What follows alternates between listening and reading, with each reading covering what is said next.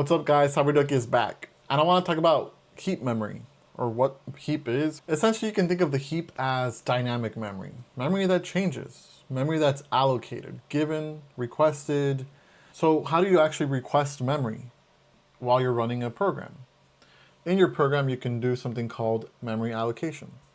And you can request this memory, and this memory is going to come from a section in RAM called the heap. Now, you can use this as you want, but you need to give it back. So when you're done with all that memory, you need to use something called free. So then release the memory back into the heap. So then you can use it for something else. Now you may be asking, when do I even need to use this kind of memory? When do I need to request it? And it's whenever you don't know exactly how much memory you're going to need. Say that you need to ingest a file of X amount of gigabytes, and you don't know, right?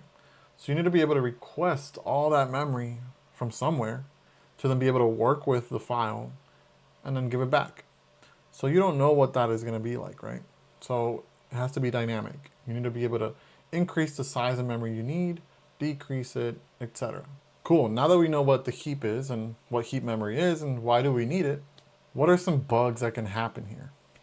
You know, requesting, giving memory back, this sounds really dangerous. This sounds like we're about to break something. So the three common bugs are called use after free, double free, and heap overflow. So UAF, or use after freed, is when you're trying to use memory that's already been released. It doesn't exist. So you're probably gonna break something. And the double free is when you're actually releasing memory twice. So you freed it once, and then you try to free it again, and it doesn't exist.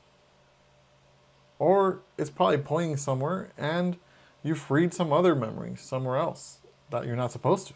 And the overflow. Just like a stack, we also have a heap overflow. And to put it in perspective, so you're given this chunk of memory, right? And say you're ingesting this file. The file is decent size, all right, cool, it works. Now you ingest a really big file that you don't have enough, you didn't allocate enough memory for. So we have our chunk of memory given to us. The file is too big, so then it overflows into another chunk of memory right next to it. That's the heap overflow. So let's actually see a quick demo of use after freed. So here we have this function called void foo, and we have a character pointer where we're allocating 16 bytes of memory to, and then right after we free that back to the heap. Now, after that we try to actually use the pointer again. But we already freed it. There's no memory there. So one of two things can happen here. The program will break, or it'll actually point to a different memory address, which is still very dangerous. It's unpredictable. So let's see actually what happens. So in this case, it's been printing. So it's good. So far it hasn't broken. Okay, it's not breaking.